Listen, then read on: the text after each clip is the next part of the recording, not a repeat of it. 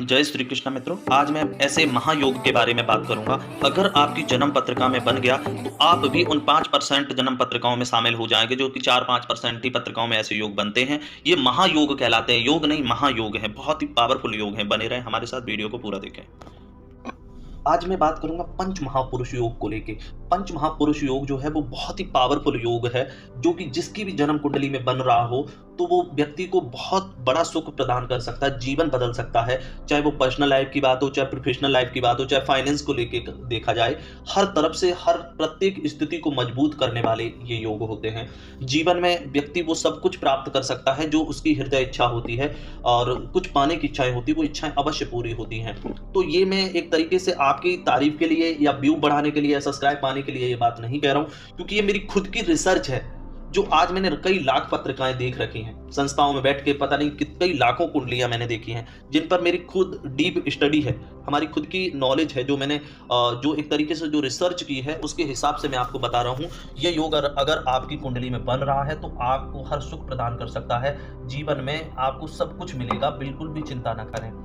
तो आपके पास में अगर आपकी जन्म कुंडली है, जन्म का जो चार्ट है, लगन का जो चार्ट है अगर आपके पास है, तो आप सामने रख लें, अपनी कुंडली को देखने का प्रयास करें, जिसमें आपको पंच महापुरुष योग कैसे बनता है उसके बारे में आपको आज मैं समझाऊंगा। तो ये जो योग है वो केंद्र भाव में बनता है। जैसे कि कुंडली में 12 घर होते हैं, 12 घर में जो केंद्र का जो स्थान होता है, जो बीच का स्थान होता है, 4 घर होते हैं। इन्हीं घरों में ही ये योग सही से काम करता है, पावरफुल तरीके से। जैसे कि पहला घर हुआ, आपका चौथा घर हुआ, 7वां घर हुआ और 10वां घर हुआ, ये केंद्र स्थान है। अब इन्हीं घरों में ही ये पंच महापुरुष योग बनता है। तो मैं बताऊंगा कि इन योगों को बनाने वाले ग्रह, वैसे तो हमारे 9 ग्रह हैं, 9 ग्रहों में 2 ग्रह छाया ग्रह हैं, राहु और केतु। इनको इसमें नहीं जोड़ा जाता है क्योंकि ये छाया ग्रह हैं। दूसरा चंद्रमा और सूर्य, ये भी क्या है कि एक तरीके से इनको भी नहीं जोड़ा जाता है, क्योंकि ना तो ये बकरी होते हैं और ना ही एक तरीके से ये सदैव मार्गी रहते हैं। इस वजह से इनको इस चीज में नहीं देखा गया है। तो इसमें जो पंच महापुरुष योग बनाने वाले जो ग्रह हैं वो आपको मैं बता दूं, जैसे कि मंगल ग्रह है, बुध ग्रह है, शुक्र ग्रह है, गुरु ग्रह है, शनि ग्रह है। ये 5 ग्रह जो हैं जो पंच महापुरुष योग बनाते हैं। ये इस वजह से बनाते हैं क्योंकि ये बकरी भी चलते हैं, बकरी चाल भी चलते हैं, और ये मार्गी भी होके चलते हैं। इनके अंदर सर्वगुण संपन्न है ये ग्रह। ये अपनी प्रत्येक पावर को रखते हैं, हर परिस्थिति से व्यक्ति को निकालना भी जानते हैं। अब मैं बात करूंगा सबसे पहले बात करूंगा कि इन चारों घरों में पहले मंगल देव के बारे में बात करूंगा। अगर मंगल देव बैठे हैं और वो अपनी ही राशि में, जैसे कि उनकी मेष राशि 1 नंबर लिखा हो और वृश्चिक राशि जो है वो आपके 8 नंबर लिखे हों इन चारों घरों में, और वो उसी अपने ही घर में बैठे हों, या वो अपने उच्च की राशि में बैठे हों। उच्च के मंगल देव जो होते हैं वो मकर राशि में होते हैं, तो जो कि 10 नंबर लिखा हो। अगर 10 नंबर में बैठे हों, 1 नंबर में बैठे हों, 8 नंबर में बैठे हों, तो यहाँ पे इस हिसाब से पंच महापुरुष योगों में से एक योग होता है, जिसे हम रोचक नाम का पंच महापुरुष योग बोलते हैं। ये योग बनता है। तो ये योग जिस घर में बनेगा, जिस भाव में बनेगा, उसी भाव से संबंधित चीज़ों को मजबूत करेगा, पावरफुल करेगा। जिससे क्या है कि व्यक्ति के अंदर एक बहुत ही अच्छा साहस होता है। कहने का मतलब उस व्यक्ति के अंदर, जो इसके कुंडली में ये योग बनते हैं, उसी व्यक्ति के अंदर ऐसे गुण होते हैं जिसकी दम पर वो अपने कुछ कर दिखाता है, लाइफ में वो सब कुछ हासिल कर लेता है। जैसे कि मंगल देव जो है वो एक तरीका से सेनापति की पदवी है ग्रहों में। तो ऐसे में व्यक्ति जो होता है ना, इसके अंदर एक लीडरशिप का एक गुण होता है, लीडरशिप का गुण होता है, या वो एक उच्च लेवल पे काम करने वाला व्यक्ति हो, वो कहीं पर भी जाएगा वो व्यक्ति एक लीडरशिप का ही काम करेगा। कहने का मतलब है कि एक तरीके से उदाहरण के तौर पे समझाना चाहेंगे कि किसी कंपनी को प्रोग्रेस करवाने का काम, या लेबर हो या कंपनी की जो एम्प्लॉय होते हैं उनको गाइड करने का काम, एक तरीके से वो नियम कायदे कानून बनाने के काम, ये सारे काम क्या है कि मंगल देव के आते हैं। जैसे कि अगर कोई वो ऑफिसर या गवर्नमेंट कोई जॉब करता होगा तो वो किसी ऑफिसर लेवल की जॉब पे होगा, मतलब बहुत ही अच्छे स्तर की जॉब दिलाने का भी काम करवाता है। उसी प्रकार से अब मैं बात करूंगा बुध देव के बारे में। बुध देव भद्र नामक पंच महापुरुष योग बनाते हैं। अगर बुध देव की जो राशियां हैं वो भी मैं आपको बता देता हूँ। 3 नंबर की जो राशि है वो मिथुन राशि है, 6 नंबर की जो राशि है वो कन्या राशि है। अब इन्हीं चारों घर में 6 नंबर या 3 नंबर लिखा हो तो ये आपके भद्र नामक पंच महापुरुष योग बनाएंगे।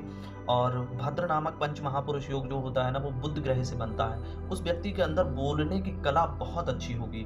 वो बोलने से क्या है कि संबंधित ही कार्य करेगा कोई भी काम। ऐसे लोग बोलने में बहुत अच्छी बाणी बोलते हैं, कहने का मतलब बहुत ही मीठी बाणी होती है। ऐसे लोग एक अच्छे बिज़नेसमैन भी होते हैं, क्योंकि इनके अंदर बोलने की वो कला होती है, सामने वाले को प्रभावित कर देते हैं ऐसे व्यक्ति।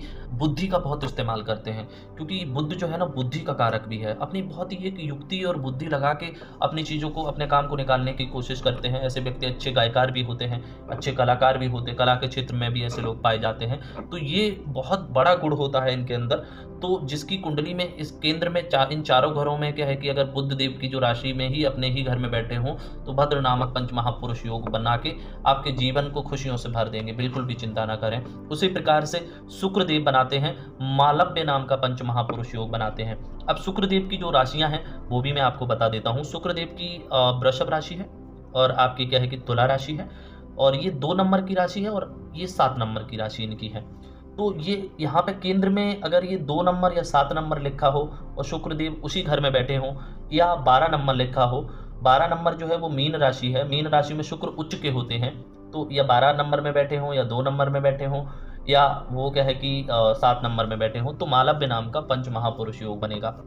ये योग इतना पावरफुल होता है क्योंकि शुक्रदेव जो है वो गुरु शुक्राचार्य हैं, मतलब दैत्य गुरु हैं। तो उस व्यक्ति के अंदर, जब गुरु के अंदर ज्ञान अपार होता है, कहने का मतलब उस व्यक्ति के अंदर ज्ञान बहुत होगा, उसके अंदर सोचने समझने की क्षमता बहुत अच्छी होगी। और मालव्य नाम का पंच महापुरुष योग ऐसा योग होता है कि जितनी भी सुख सुविधाएं की चीज़ें हैं वो बड़े आसानी से व्यक्ति को प्राप्त करवा देता है।